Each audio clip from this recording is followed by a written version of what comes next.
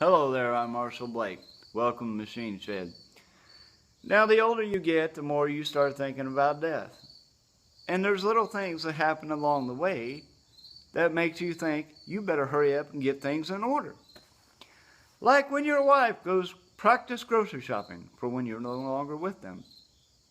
Subconsciously, she'll buy everything in that store that her and the kids like.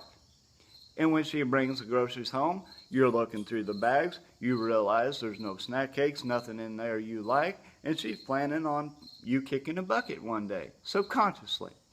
So you think to yourself, shoot, I better get things in order.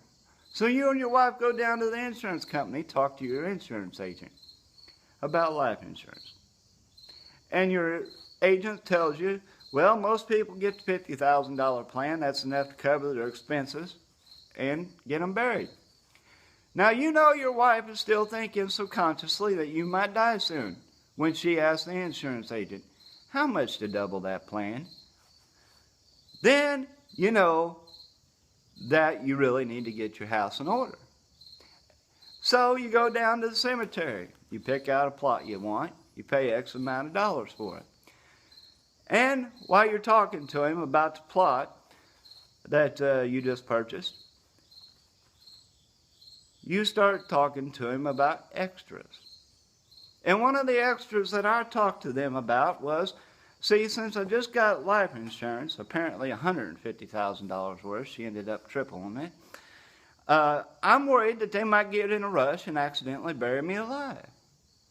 So I started talking to him, is there any way I can get a landline hooked up and a telephone in my casket in case they bury me alive? He says, oh no.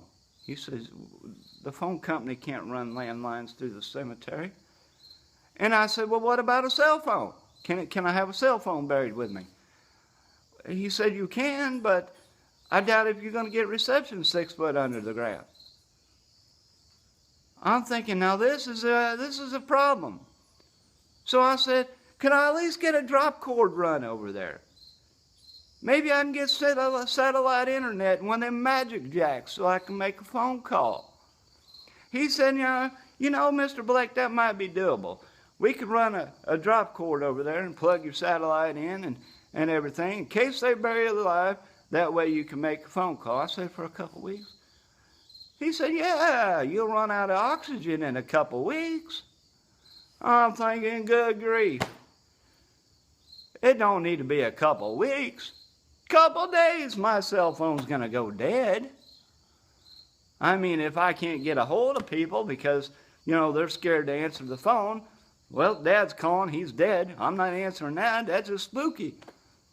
If they don't answer the phone because they're scared to, all I'm going to be doing is sitting down there playing games. So, I mean, I told him, I said, a couple days should be fine. Just plug me up for a couple days. I'll have the satellite company come out and put me a dish up for, you know, a week, and you plug me in for a couple days, and just in case they bury me alive. It could happen. It's a fear of mine.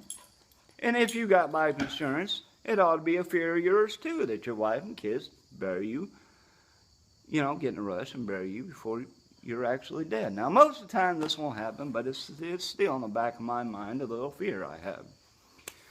And, yeah, I often think of myself as a person that's involved in some kind of a movie that everybody's watching, like The Truman Show.